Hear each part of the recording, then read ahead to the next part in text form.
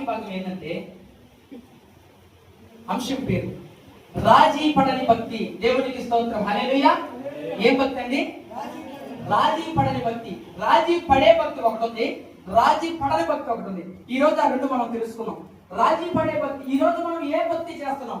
రాజీ పడే భక్తి చేస్తున్నామా, రాజీ పడని భక్తి చేస్తున్నామా అనేది ఈ రోజు మనం తెలుసుకోవాలి. ఎందుకంటే మనం ఇప్పుడు ఎక్కడ ఉంటున్నామంటే నూతన సంవత్సరం ప్రారంభ గడియల్లో ఉంటాం. అంటే ఇక 3 రోజుల్లో మనం నూతన సంవత్సరంలోకి అడుగు పెడతాం. ఇప్పుడు ఈ నూతన సంవత్సరానికి ముందు మనం ఏం నేర్చుకోవాలి, మన జీవితాన్ని ఎలా మలుచుకోవాలి, మనం ఎలా బ్రతకాలి అనే దాని గురించి ఈరోజు మన వాక్యము. ఎందుకంటే రాజ్యపడి భక్తి చేసేవాళ్ళు దేవుడికి ఇష్టమై ఉంటారా, ఇష్టలు కాకుండా ఉంటారా అనేది మనం తెలుసుకోవాలి.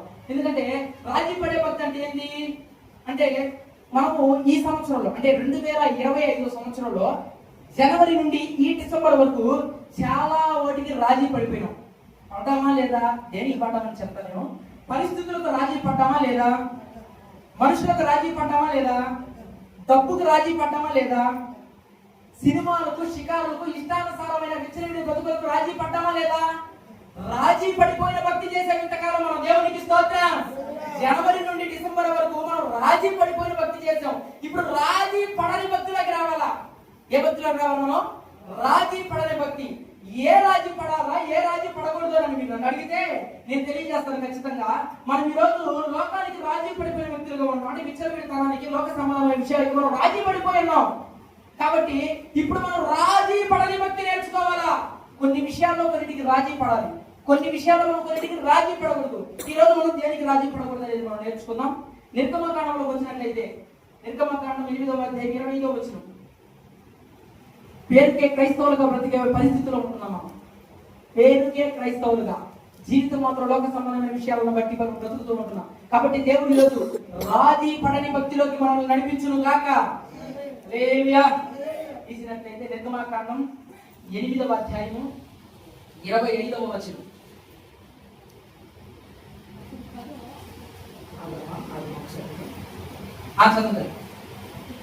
అప్పుడు ఫరో మోషేను అహరోనును పిలిపించి, మీరు వెళ్ళి ఈ దేశంలో మీ దేవునికి బలి అర్పించుడని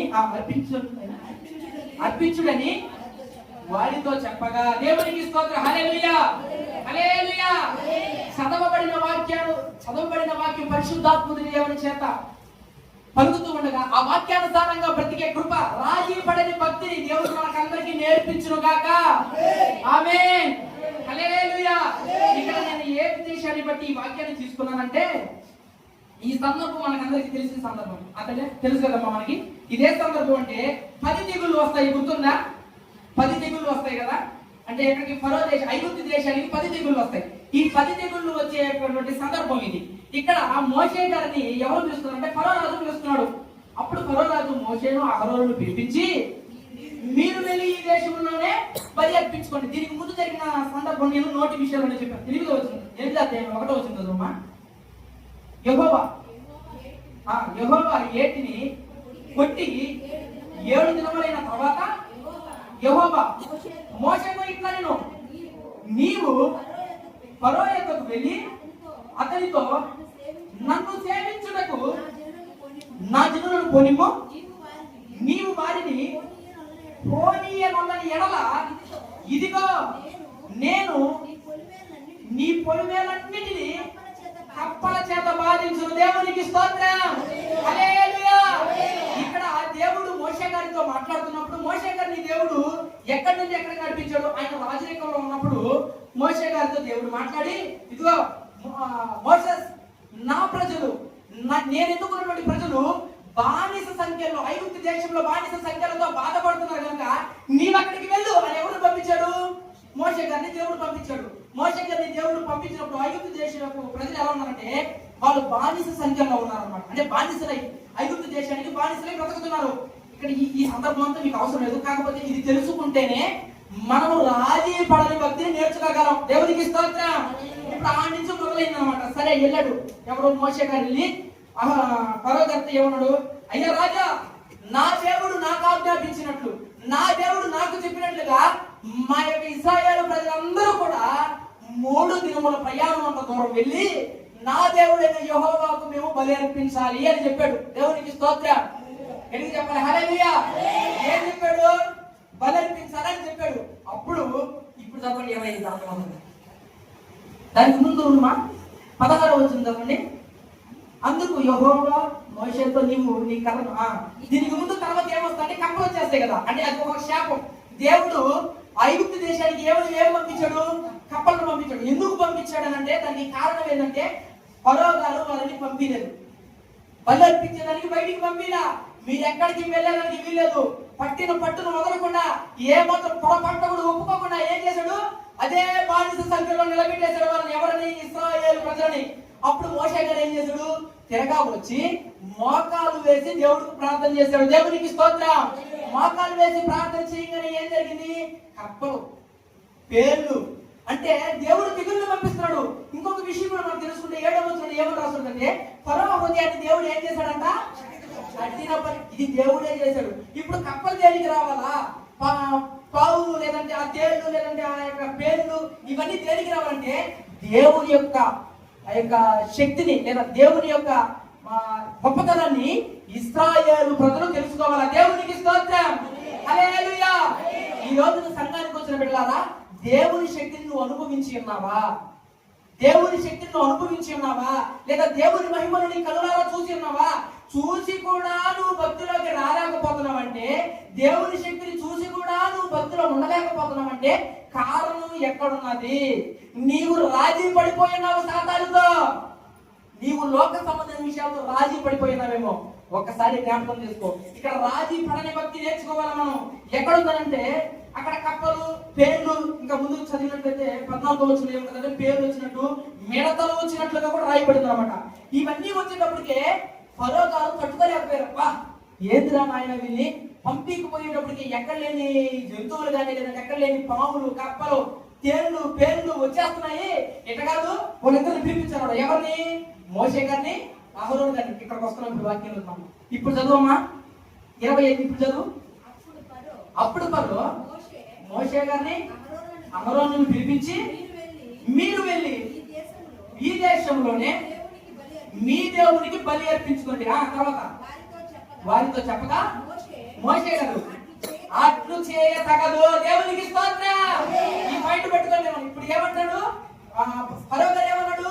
మీరు ఐగుప్తులోనే బలి అర్పించుకోండి, మీరు ఐగుప్తు దేశంలోనే బలివ్వండి, మీ దేవుడిని యెహోవాని ఆరాధించుకోండి, మీ దేవుడిని యెహోవా మందిరానికి మీరు వెళ్ళండి. అది ఎక్కడ? ఐగుప్తులోనే. బాగా వినాలమ్మా, నేను అడుగుతూ ఉన్న క్వశ్చన్స్ చెప్తా ఉండండి. అవే ఎక్కడ చెప్పాడు ఇప్పుడు ఫరో గారు? ఐగుప్తు దేశంలోనే.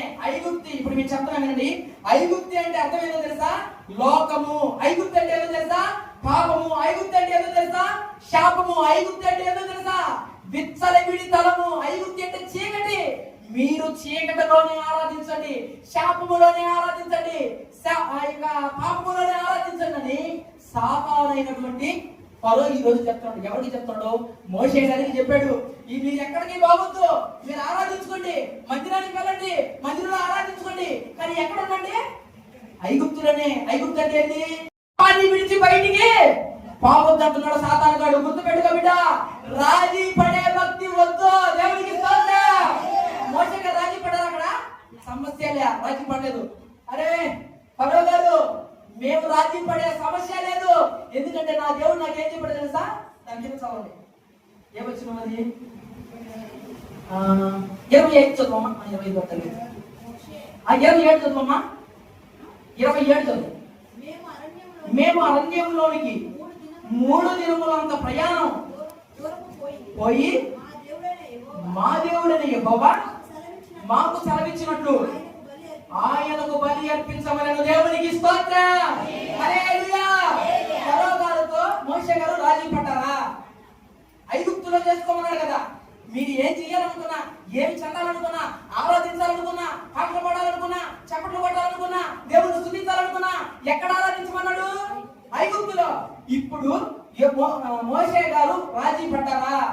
ఈ రోజు మనం ఎందుకు రాజీ పడిపోతున్నాము? మన పక్కింటి వాళ్ళతో, ఎదురింటి వాళ్ళతో, ముందింటి వాళ్ళతో లోక సంబంధమైన విషయాల కొరకై, చీకటి బ్రతుకుల కొరకై మనం ఎందుకు రాజీ పడిపోతున్నాము? అందుకే దేవుడు ఈరోజు మాట్లాడుతున్నాడు, రాజీ పడని భక్తి నీవు నేను చేయదుము కాక. దేవుడు అది నేర్పించడానికి ఈరోజు తీసుకొచ్చాడు. మనం ఇప్పుడు ఎక్కడో తెలుసా, ఆఖరి నెలకు ఆదివారంలో ఉంటున్నాం. 3 రోజులైతే నూతన సంవత్సరంలోకి అడుగు పెట్టేస్తాం మనం. ఇప్పుడు గడిచిన సంవత్సరం నువ్వు ఎక్కడ చేసావు భక్తి అంటే ఐగుప్తులో చేసావు. ఇంతవరకు మనం ఎక్కడ చేసాం భక్తి అంటే ఐగుప్తులో చేసాం. బానిసలుగా బతికేం కదా, లోక సంబంధమైన విషయాలకి బానిసలు అయ్యాం కదా, వాటికి లోబడిపోయాం కదా. అందుకే నా దేవుడు ఈ రోజు మీతో మాట్లాడుతున్న మాట ఏం తెలుసా, ఐగుప్తు నుండి మీరు దూరంగా రావాలా. దేవునికి స్తోత్రం, హల్లెలూయా. ఐగుప్తు నుండి 3 దినాలంత దూరం మీరు పారిపోవాలి అక్కడి నుంచి. ఈ రోజున ఐగుప్తులోనే ఉండి భక్తి చేసే వాళ్ళు ఉన్నారండి. ఐగుప్తు ఏం చెప్పాను, లోపం, శాపం, చీకటి, విచ్చలవిడతాను. ఈ రోజున ఐగుప్తులో నుండే భక్తి చేస్తున్నావా నువ్వు, లేకుంటే బయటకు వచ్చి భక్తి చేస్తున్నావా? దేవునికి స్తోత్రం. ఈ నూతన సంవత్సరం నువ్వు బయటకు వచ్చి భక్తి చేయి. తర్వాత చూసినట్లయితే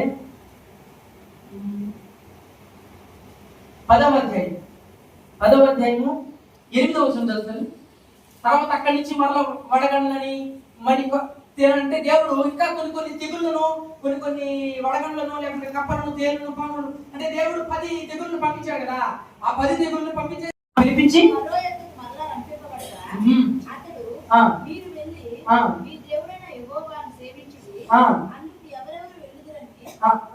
ఆగుతలే 28 చదువు. మీరు అరణ్యంలోనికి చదువు. అదే 28 ఒకసారి 8:28 చదువు. అందుకు ఫరో మీరు అరణ్యంలో మీ దేవుడైన యెహోవాకు బలి అర్పించుటకు మిమ్మును పోనిచ్చెదను గాని. దేవునికి స్తోత్రం, హల్లెలూయా. ఆయన అంటున్నాడు, మీరు అరణ్యములోనికి పోవుటకు మిమ్మల్ని నేను పంపించెదను గాని, ఆడ చూడండి ఏమన్నది, దూరంగా మాత్రం పోవద్దు. దేవునికి స్తోత్రం, హల్లెలూయా. గట్టిగా హల్లెలూయా. ఎక్కడికి పోకూడదంట, దూరంగా పోవద్దు. ఐగుప్తు దేశానికి దగ్గరే ఉండండి, పాపానికి దగ్గరే ఉండండి, లోక సంబంధమైన విషయానికి దగ్గరే ఉండండి. మీ విచ్చలవిడితనాన్ని మాత్రం విడిచిపెట్టొద్దు. ఐగుప్తుకి దగ్గరే సేవ చేయండి కానీ లోతుగా పోవద్దు అన్నట్టు. చూసారా సాతానుడు ఎట్లా పట్టేస్తాడో అంటే. ఇప్పుడు ఇక్కడ మనం తెలుసుకోవాల్సిన విషయం ఏంటంటే, ఫస్ట్ మొదటిగా అహరోనుని మోషే గారిని పిలిపించినప్పుడు మోషే గారు రాజీ పడ్డా పడలా. ఇప్పుడు ఎవరు వచ్చారు రాజీకి? సాతానుగాడే మోషే గారితో రాజీకి వస్తున్నాడు. ఏమని, సరేలే ఐగుప్తులో నేనన్నావు కదా, సరే చీపక, కానీ నువ్వు ఐగుప్తు దేశానికి కొంచెం దూరమే. మన దూరం బాగుంది, ఎక్కువ లోతైన అనుభవాలు నేర్చుకోవద్దు. దేవునికి స్తోత్రం. సాతానుగాడు నీ మీద నా మీద వేస్తున్న పండగ ఏందో తెలుసా, లోతైన మర్మాలు తెలుసుకోవద్దు. దేవుని గురించి నిజాలు నువ్వు తెలుసుకోవద్దు. తెలుసుకుంటే నాకు దూరం అయిపోతామన్నాడు. మోషే గారు నిజమైన భక్తి చేశాడండి. దేవునికి స్తోత్రం. ఇంత చేస్తున్నా ఐగుప్తు నుండి బయటికి వెళ్ళేదే కానీ ఐగుప్తులో ఉండేదే లేదని భక్తి చేశాడు. దేవునికి స్తోత్రం, హల్లెలూయా. నిజంగా రాజీ పడని భక్తి చేశాడండి. రాజీ పట్టడా? మొట్టమొదటిగా ఐగుప్తులో నువ్వు సేవ చేయన్నాడు, చేశాడా మోషే గారు? ఇక్కడ ఏమంటారు తెలుసా, సరే మీరు వెళ్ళండి కానీ దూరంగా వెళ్ళబాకండి, దగ్గరగా చేయండి సేవ, దగ్గరగా చేసుకుని మీ బలి అర్పణలు, దగ్గరగా దేవుడి మందిరానికి వెళ్ళండి. ఐగుప్తు మీ ఎంత దూరం పోయినా సరే మరలా తిరిగి వచ్చి కూర్చోవాలా, ఐగుప్తులో కూర్చోంటాడు. అంటే నేను లోకంలోనికే పానించాడు అంటే, సారీ దేవుడిలోనికి పానికుండా లోకంలోనే నిలబెడతాడు నిన్ను. మరి ఇప్పుడు నువ్వు రాజీ పడిపోయినావా? దేవుని మందిరానికి రావాలంటే రాలేకపోతున్నావు. ఏముంది, ఎక్కడ కట్టకు అర్థము? ఐగుప్తులో ఉన్నావు నువ్వు. ఐగుప్తు నుండి యేసయ్య నామములో బయటికి రావాలా? నీవు బయటికి ఎప్పుడైతే వస్తావో అప్పుడే ఆశీర్వాదాలు పొందుకోగలవు. రాజీ పడని భక్తి చేశాడు మోషే గారు. మరి ఈ రోజు నువ్వు దేనికి రాజీ పడిపోయినావో బిడ్డ, ఇంతకాలం నువ్వు దేనికి రాజీ పడేవాళ్ళు పక్కన పెట్టు, గతాన్ని పక్కన పెట్టి ఇంతకాలం నువ్వు దేనికి బానిసగా బ్రతికి ఉన్నావో వాటన్నిటి సంఖ్యలు తెప్పుకొని 3 దినాల ప్రయాణం బయటికి రావాలా? యేసయ్య నామములో ఆమేన్ చెప్పు, హల్లెలూయా. ఎన్ని దినాల ప్రయాణం బయటికి రావాలా? 3 దినాల ప్రయాణం చెప్తున్నాడు అక్కడ. దేవుడే ఆజ్ఞ ఇచ్చాడు. దేవుడే ఆ యొక్క ఆజ్ఞను చెప్పాడు వారికి. ఏమని? 3 దినాల ప్రయాణం వెళ్ళి మీరు నాకు సేవ చేయాలన్నాడు, అంటే బలి అర్పించాలన్నాడు. ఇప్పుడు ఐగుప్తులో చేయనన్నాడు మోషే గారు. ఓకే, రాజీ పడాలి. అక్కడ రెండో కాడికి వచ్చినప్పుడు మళ్ళీ దిగదారాడు. ఎవరు? సాతానుగాడు, ఫరో దిగదారు. ఏమంటాడు? సరేలే ఐగుప్తులో చేయబాక, కొంచెమే, పెద్ద దూరం వెళ్ళబాకండి. ఐగుప్తు దేశానికి ఎక్కడ ఉండండి? దగ్గర నా ప్రాంగణంలోనే మీరు సేవ చేసుకుని అంటే ఏ కాడికి ఈ నూతన సంవత్సరం నుంచి నేను బయటికి తీసుకురావాలని ఆలోచన సాధన గడికి లేదండి. కాబట్టి నీవు నేను చేయాల్సిన భక్తి ఏమో తెలుసా? రాజీ పడని భక్తి చేయాలా. దేవునికి స్తోత్రం. ఇక్కడి నుంచి ఆ నుంచి మొదలయ్యి మళ్ళీ ఆ 8వ 9వ తెగుళ్ళు వచ్చేసాయి. ఆ తెగుళ్ళు వచ్చేసాయి. ఏం తెగుళ్ళు అంటే వడగండని ఈగలు రావడం. ఇక ఆ నుంచి మరలా మొదలైంది. ఫరోగాడు మీరు చెప్పిన ఆజ్ఞలకు మేము శిరసావించాం, ఎందుకంటే నా దేవుడు చెప్పాడు 3 దినాల ప్రయాణం మేము ఖచ్చితంగా వెళ్ళి అర్పించాల్సిందే బలి అని ఖచ్చితంగా నికరంగా నిలబడి సేవ చేసిన వ్యక్తి మోషే గారు. అక్కడి నుంచి మరలా వచ్చేసి ఇప్పుడు చదువుతుంది 10వ అధ్యాయం 24వ వచనం మరలా పిలిపిస్తున్నాడు. 24 8వ వచనం మరలా పిలిపిస్తున్నాడు. మోషే అహరోనులను ఫరో యొద్దకు మరలా రప్పింపగా అతడు మీరు వెళ్ళి మీ దేవుడైన యెహోవాను సేవించుడి, అందుకు ఎవరెవరు వెలుగుతారని వారిని అడిగాను. అందుకు తర్వాత 11 జరుగుతుంది. 11 దాంట్లోనే పురుషులైన మీరు మాత్రమే వెళ్ళి యెహోవాను సేవించుడి. దేవునికి స్తోత్రం. హల్లెలూయా చెప్పండిగా. ఇప్పుడు చూడండి, ఫస్ట్ ఎక్కడ చేయమన్నాడు సేవ? ఐగుప్తులో చేయమన్నాడు. రెండోసారి ఎక్కడ చేయమన్నాడు? కొంచెం దూరంలో. ఇప్పుడు ఏమంటున్నాడు? పురుషులు మాత్రమే. దేవునికి స్తోత్రం. ఇప్పుడు ఏమంటున్నాడంటే మోషే గారితో, సరే మోషే నువ్వు నా మాట వినేటట్టు లేవు, నువ్వు పట్టిందే పట్టు కాబట్టి సరే వెళ్ళండి, మీరు అనుకున్నంత దూరం వెళ్ళండి, మీరు అనుకున్న సేవ చేయండి, కానీ ఎవరో తెలుసా? పురుషులు మాత్రమే వెళ్ళండి. పిల్లలు పెద్దలు వృద్ధులు వీరు మాత్రం ఎక్కడ ఉండాలి? పశువులని ఐగుప్తులనే. చూసారా, ఈ రోజున సంఘానికి భార్య వస్తే భర్త రాదు, భర్త వస్తే భార్య రాదు. అంటే ఈ రోజున ఎట్లయిపోయిందంటే ఒకరిని ఐగుప్తులో పెట్టడము, ఒకరు సంఘానికి రావడం, ఒకరు ఐగుప్తులో పెట్టడము, ఒకరు సంఘానికి. ఈ రోజున ఐగుప్తులో వదిలేసి వస్తున్నావు, నీ కుటుంబాన్ని జ్ఞాపకం చేసుకో. లోకానికి అప్పచెప్పేసి వస్తున్నావు నువ్వు మందిరానికి, నీ కుటుంబం మొత్తం సంఘంలో కనపడును గాక. రాజీ పడే భక్తిలో ఉంటున్నావు నువ్వు సంఘానికి రాలేకపోతున్నావు. ఎక్కడున్నట్టు అర్థం తెలుసా? ఐగుప్తులో ఉన్నట్టు. ఐగుప్తులో ఉన్నట్టు. ఐగుప్తు అంటే ఏం చెప్పాను చెప్పాలమ్మా, గట్టిగా చెప్పండి.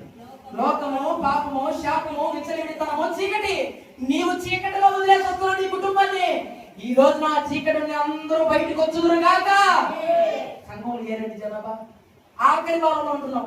దేవుడు ఇంతకాలం నీకు ఆయుష్నిచ్చి ఇంతకాలం నిన్ను కాచి కాపాడినందుకు కృతజ్ఞతగా కూడా లేకుండా పోయింది ఈ రోజు మనుషులు.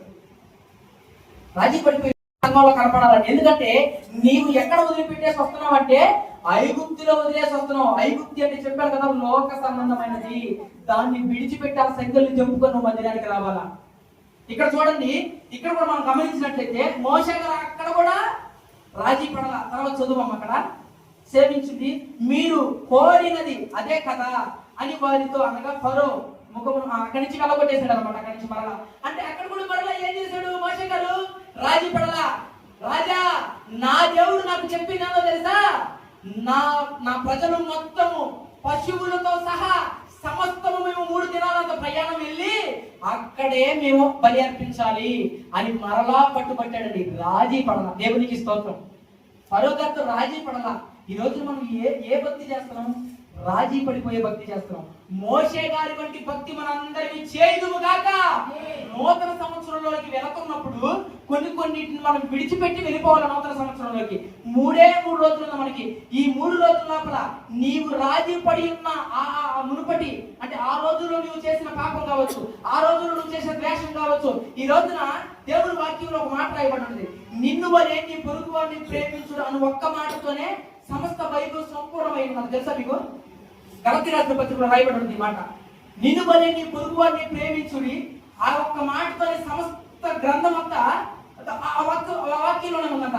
ఈ వాక్యం చదివేటప్పుడు నాకు అనిపించింది, అసలు ఈ వాక్యంలోనే ఎందుకు పెట్టాడు దేవుడు? అవును కదా, ఈ వాక్యం ఎందుకు పెట్టాడనంటే మీరు గమనించలేదో, భూలోకంలో నీ ఎదుట ఉన్నటువంటి వ్యక్తినే నువ్వు ప్రేమించలేకపోతే పరలోకంలో ఉన్న దేవుడిని ఏమాత్రం ప్రేమించగలవు నువ్వు? అవునా కదా? మనిషినే నువ్వు నిజంగా ప్రేమించలేనప్పుడు పరలోకంలో ఉన్న మనిషినే ప్రేమించగలవు. అందుకే నిన్ను వలే నీ పొరుగు వారిని ప్రేమించాలనే వాక్యాన్ని మనం అందరం కూడా ఏ రీతిగానైనా కొత్త సంవత్సరంలో నూతన సంవత్సరం వాటన్నిటిని నెరవేర్చుదుము కాక. అవును, కొన్ని విషయాల్లో నలగొట్టబడాలండి. మనం కొన్ని విషయాల్లో నలగొట్టబడాలా. నలగొట్టబడ్డాడు కాబట్టి ఒక వ్యక్తి, ఎవరు చెప్పాను, మెషబోషేతు కదా, అదే కాళ్ళు వంగిరిగా ఉండి ఆయన ఉంటాడు కదా, ఆయన రాజు కుటుంబానికి సంబంధించిన వాడు మెషబోషేతు కదా. ఆయన నలగొట్టబడ్డాడు కాబట్టి దావీదు గారికి ఏం చేశాడు? సాగిలపడ్డాడు. గుర్తు పెట్టుకోనండి, ఈ రోజు నువ్వు నలగొట్టబడుతున్నావంటే, ఈ రోజు నువ్వు ఒకరి చేత అవమానింపబడుతున్నావంటే, ఈ రోజు నువ్వు ఒకరి చేత దూషింపబడుతున్నావంటే అది నీ ఆశీర్వాదం కొరకే. దేవునికి స్తోత్రం. దేవుని నామమున మహిమపరచు. హల్లెలూయా. మెషబోషేతు ఆ రోజున గాని కాలు చేతులు బాగుంటే దావీదు ఏమన్నాడు? ఎవరయ్యా నువ్వు నా కాడికి వస్తున్నావు అన్నాడు. కానీ నలగొట్టబడ్డాడు కాబట్టి ఏమన్నాడు? సాగిలపడ్డాడు. అయ్యా నేను నీ బానిసన్నాడు. అది మనుషులు నలగొట్టబడుతున్నారంటే వారిని దేవుడు చెక్కబోతున్నాడని అర్థము. అబ్రహాము గారు, మీరు గమనించండి, అబ్రహాము గారు ఆయన యొక్క నిరీక్షణ కోసం ఎన్ని సంవత్సరాలు వేదన చూశాడు తెలుసా? దేవుడు అబ్రహాము గారికి ఏం చెప్పాడు? నీ కుటుంబాన్ని నేను ఆకాశ నక్షత్రాల వలె చేస్తానని చెప్పినప్పుడు ఎన్ని సంవత్సరాలు పట్టింది? 75 సంవత్సరాల నుంచి తిరగా 100 సంవత్సరాలకి 25 సంవత్సరాలు నిరీక్షణ కలిగి నిలబడ్డాడు. అవునా కదా?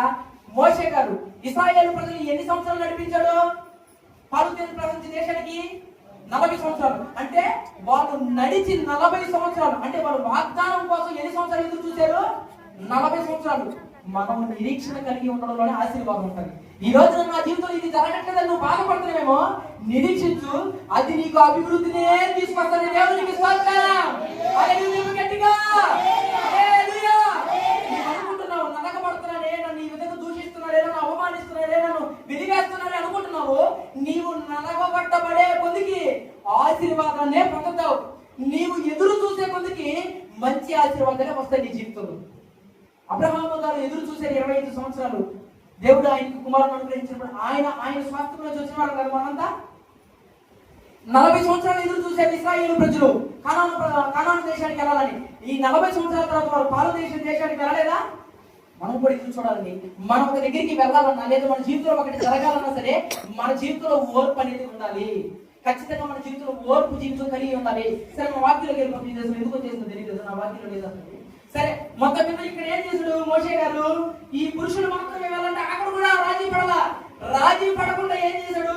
మళ్ళా ఇంటికి వెళ్ళి ప్రార్థన చేశాడు. ప్రార్థన చేయగానే మళ్ళీ వచ్చి రకరకాల మిడతలు, ఈగలు, దేవుడు పంపించినటువంటి తెగులని మళ్ళా రాగానే ఇక తట్టుకోలేకపోయాడు. దేవునికి స్తోత్రం. గట్టి చెప్ప హల్లెలూయా. హల్లెలూయా చెప్పాలా? సరే, చూడండి 10వ అధ్యాయం 24వ వచనం.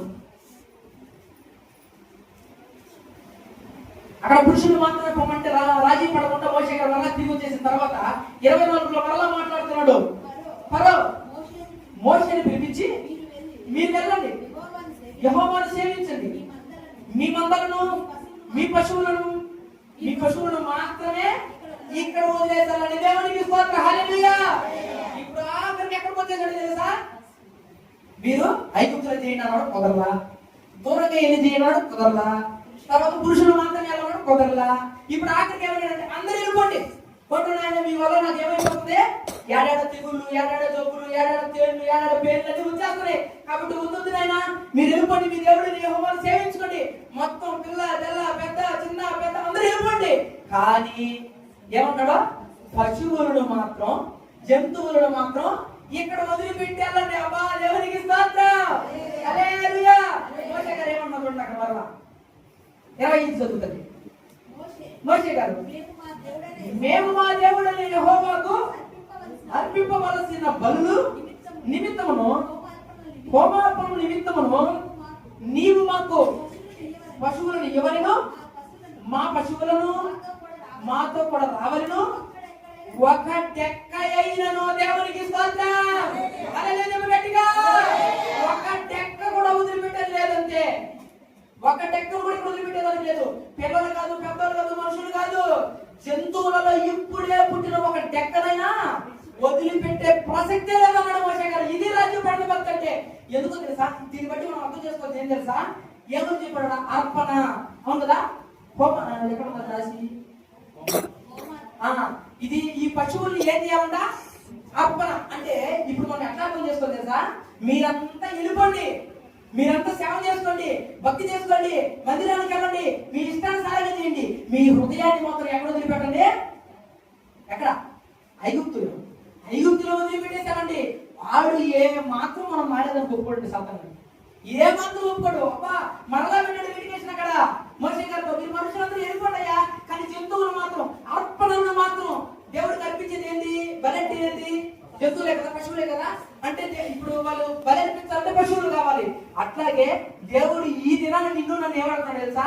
విరిగి నలిగిన నీ హృదయము నా హృదయం, దేవునికి స్తోత్రం. నీ హృదయాన్ని ఇప్పుడు ఫరో ఏమన్నాడంటే, ఐగుప్తులో వదిలిపెట్టేసి నువ్వు నాయనా శరీరం ఆరాధించుకొని, శరీరం ఆనందించని, శరీరం ఇష్టానుసారంగా దేవుడి మందిలో ఉండని, కానీ హృదయం మాత్రం మార్చుకోబాక, హృదయాన్ని మాత్రం నిలబెట్టబాక దేవుడి మందిరంలో. నీవు హృదయాన్ని తీసుకెళ్తే దేవుడికి ఇష్టడు అయిపోతావు నాయన, నాకు దూరం అయిపోతావు. సాతాను కూడా ఏం చేస్తానంటే నీ హృదయాన్ని ఐగుప్తులోనే పెట్టమన్నాడు. నిజంగానండి, ఈ రోజున మన హృదయాలు ఎక్కడ ఉంటున్నాయి? లోక సంబంధమైనవిగా, లేక విచ్చలవిడిగా, లేదా మనకి ఇష్టానుసారంగా ఉంటున్నాయా? దేవునికి ఇష్టంగా ఉంటున్నాయా? ఏమండి, మనము రాజీ పడిపోయాం, లోకానికి రాజీ పడిపోయాం, మనుషులకు రాజీ పడిపోయాం, పాపానికి రాజీ పడిపోయాం, విశ్వవిధానానికి రాజీ పడిపోయాం, చీకటికి రాజీ పడిపోయాం.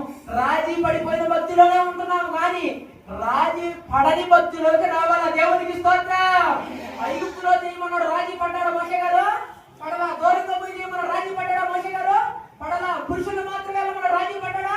పడలా. ఇప్పుడు చూస్తే ఏమంటున్నాడు? అందరూ వెళ్ళండి, పశువులు పెట్టన్నాడు, రాజీ పడ్డాడా? రాజీ పడని భక్తి చేసిన ఆయనే మోషే గారు. ఇప్పుడు అలాంటి భక్తుని వాక్యం వింటున్నాం మనము. అలాంటి సేవ చెయ్యాలా వద్దా?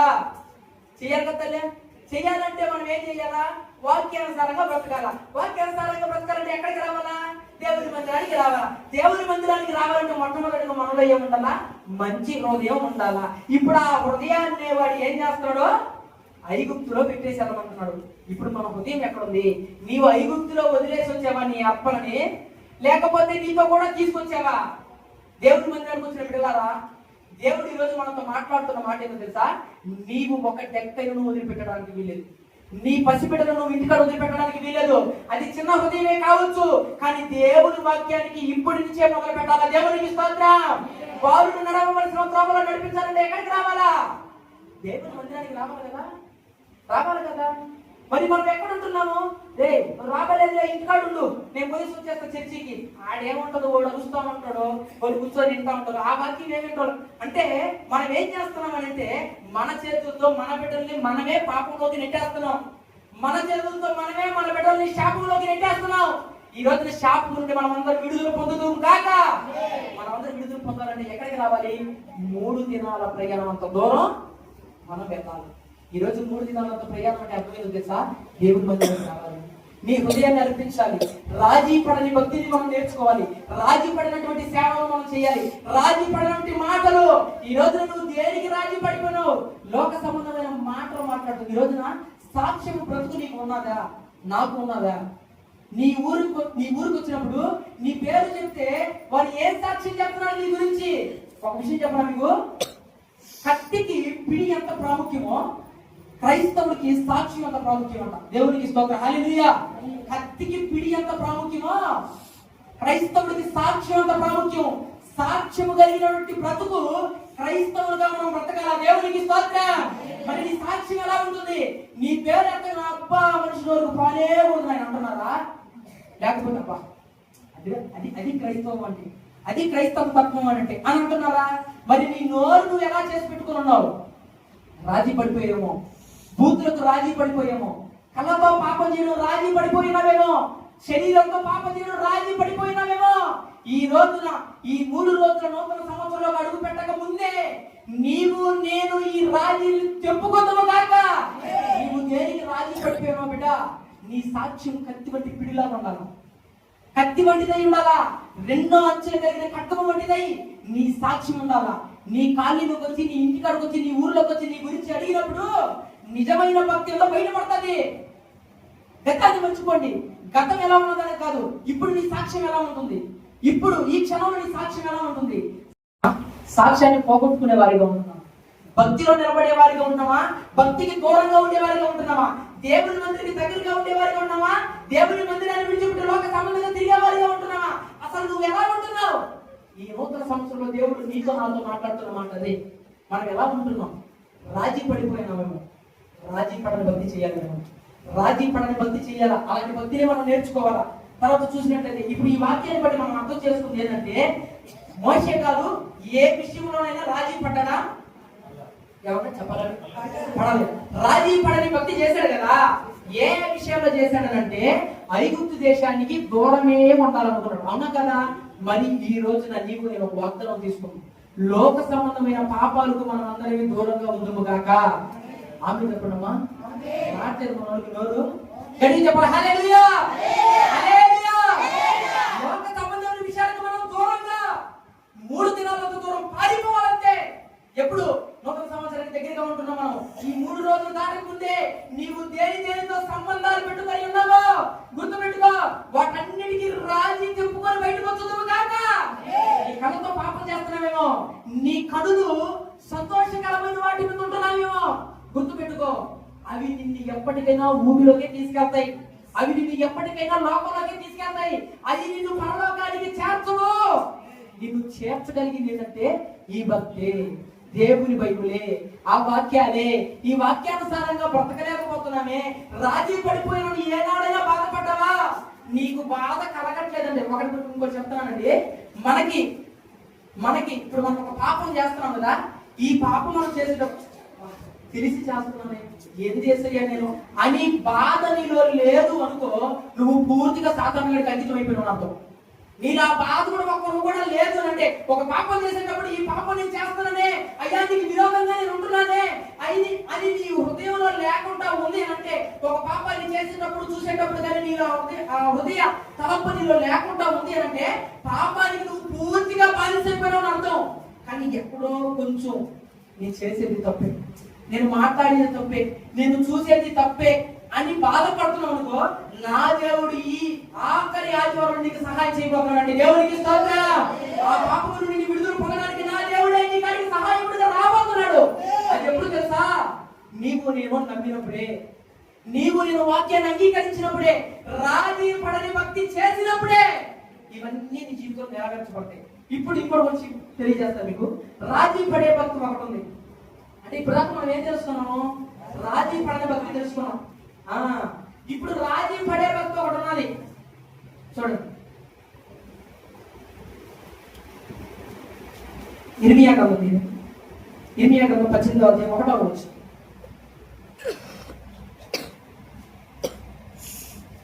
ఇర్మియా గ్రంథం 18వ అధ్యాయం 1వ వచనం.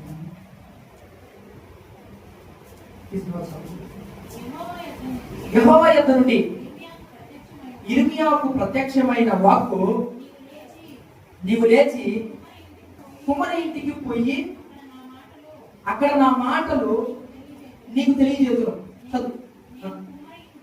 నేను కుమ్మరి ఇంటికి వెళ్ళగా వాడు తన సారి మీద పని చేయుచుండెను.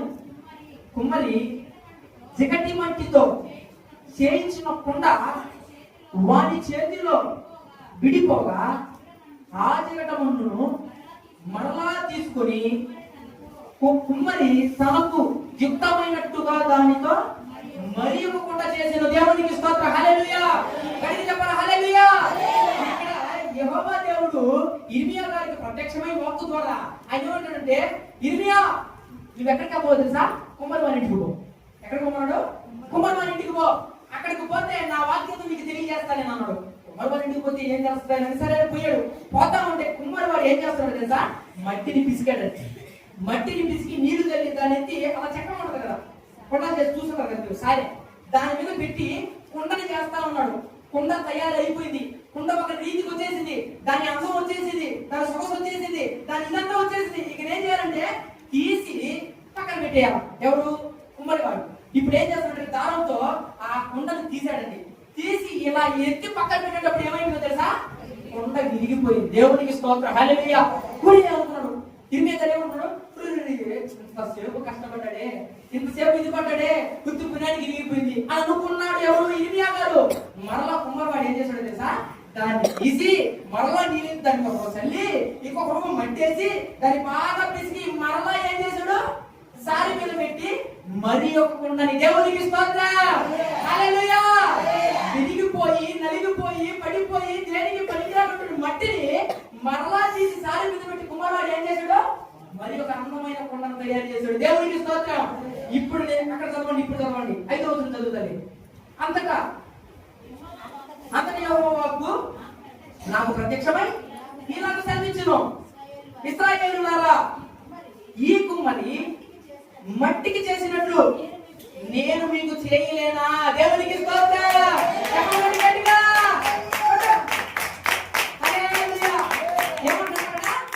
ఇశ్రాయేలు ప్రజలారా, ఈ కుమ్మరి వాడు ఆ కుండకి చేసినట్టు మీకు నేను చేయలేనా? మీరు ఇరిగిపోయినారేమో, పడిపోయిన బ్రతుకులో నీవు ఉంటున్నావో నా బిడ్డ.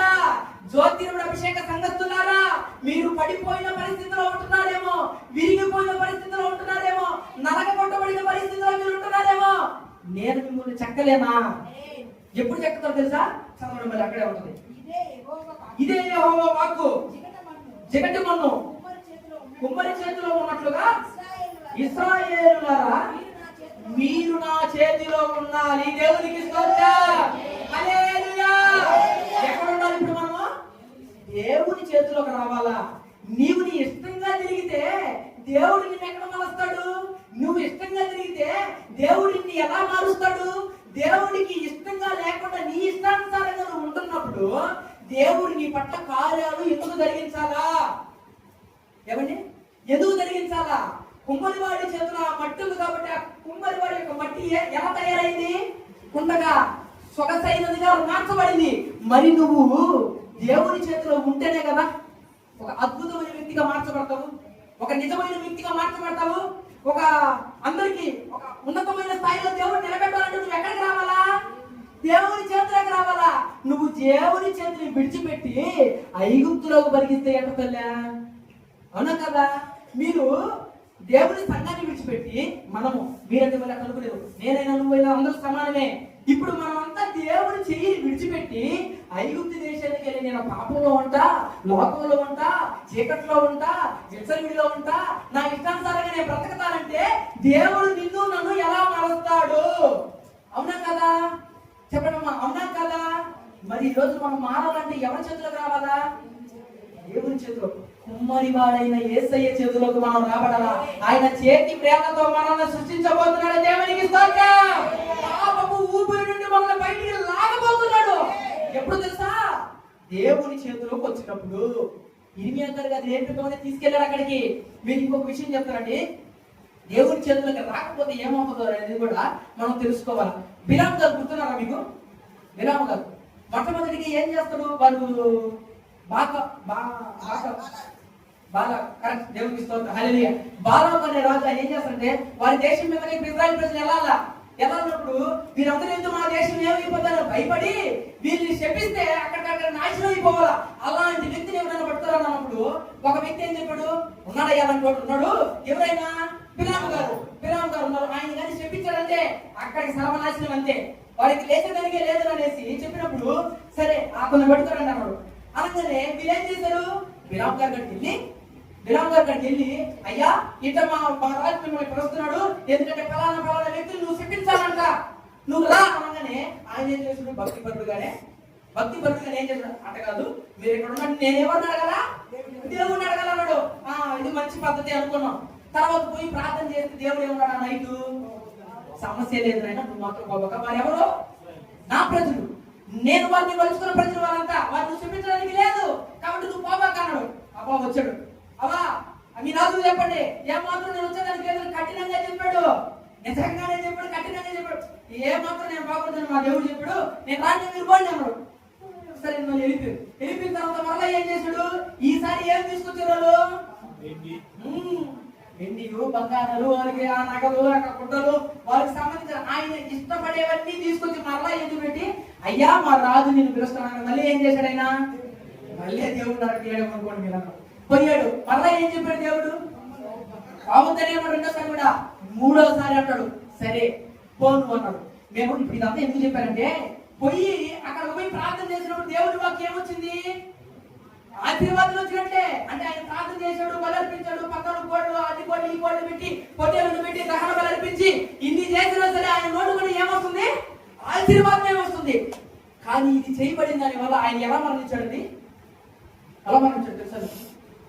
ఖడ్గముతో. దేవునికి స్తోత్రం, హల్లెలూయా. మీరు లోక సంబంధంగా తిరిగితే లోకం అనబడిన పాపం మిమ్మల్ని కట్టి వేస్తుందంటే గుర్తుపెట్టుకోండి. మనము బిలాము వంటి భక్తి కాదు చేయాల్సింది, మోషే గారి వంటి భక్తి చేయాలా? దేవునికి స్తోత్రం, హల్లెలూయా. రాజీ పడని భక్తి నీవు నేను చేయాలా? బిలాముతో రాజీ పడిపోలా? రాజీ పడ్డా లేదా?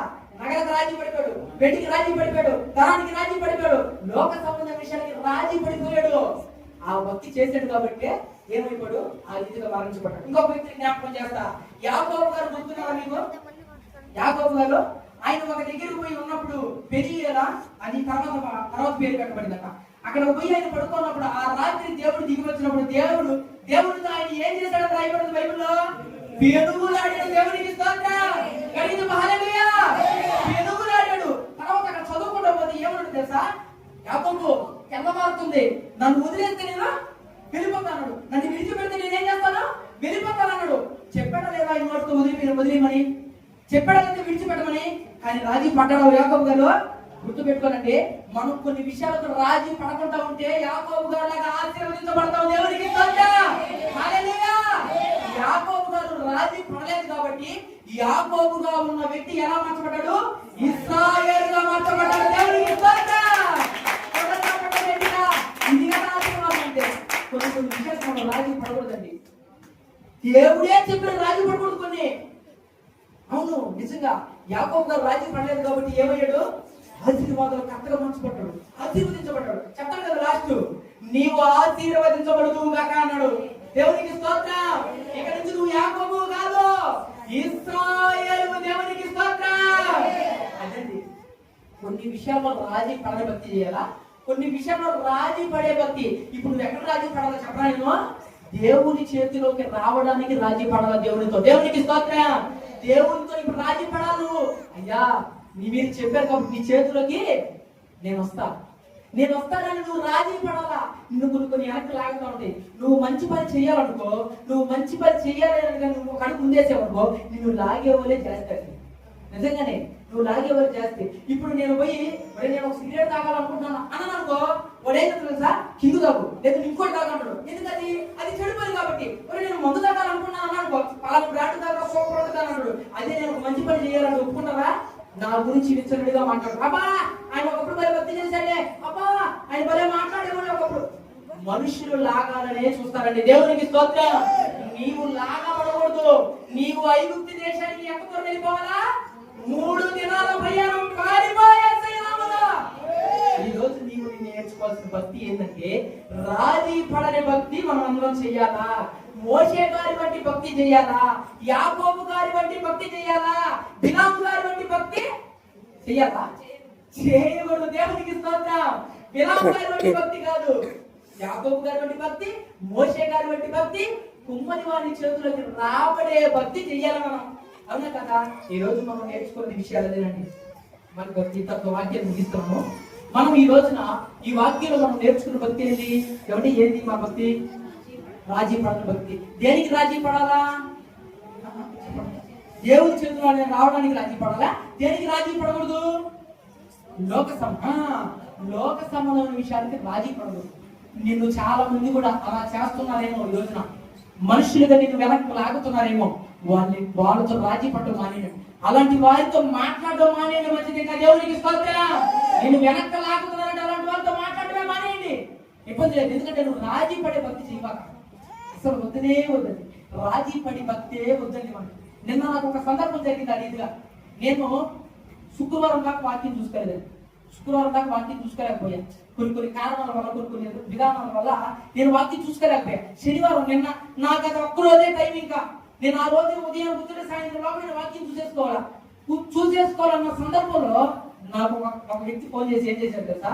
నువ్వు ఏమైనా చేసుకోరా, ఇప్పుడు ఖచ్చితంగా వాళ్ళు తీసుకొని వెళ్ళాలన్నాడు. ఒకరిని ఎవరో నేను పక్కన పెట్టి ఒకరిని వెళ్ళాను. ఇప్పుడు నేను రాజీ పడిపోయింటే ఈ వాక్యాన్ని చూసుకొని ఉంటానా? నేనేమంటానంటే దేవుని విషయానికి వచ్చేటప్పటికి రాజీ పనికిరావండి. దేవునికి స్తోత్రం. హల్లెలూయా చెప్పాలి గట్టిగా హల్లెలూయా. మనం దేవుని విషయానికి వచ్చినప్పుడు కొన్ని విషయాలు రాజీ పడకూడదు. రాజీ పడని భక్తి చెయ్యాలా. రాజీ పడితే నిలబడటం కష్టము, కుంగిపోతావు. కొన్ని విషయాల్లో నలగపడాలా, మనుషుల ద్వారా నలగపడతాం. ఇప్పుడు నేను వాడికి వ్యతిరేకంగా చెప్పాను కాబట్టి వాడి దృష్టిలో నేను ఎవరిని చెప్పవాడిని నలగపడతా తప్పదు. ఎందుకంటే వాక్యం విషయంలో కాదు మనం రాజీ పడేది, దేవుని విషయంలో కాదు మనం రాజీ పడాల్సింది. దేవుని విషయంలో మనం ఏ మాత్రం రాజీ పడకుండా ఈ లోక సంబంధమైన విషయాలు అంటారా వాటిని వదిలిపెట్టేసి దేవునికి సంబంధమైన విషయాల్లో పరిగెట్టాలండి. 3 దినాలంత ప్రయాణం ఐగుప్తు దేశం నుంచి బయటకు వచ్చేయాలి. ఇంకోటి కూడా చెప్పాలంటే భార్యాభర్తలుగా ఉన్నవారు ఖచ్చితంగా దేవుని మందిరానికి రావాలి.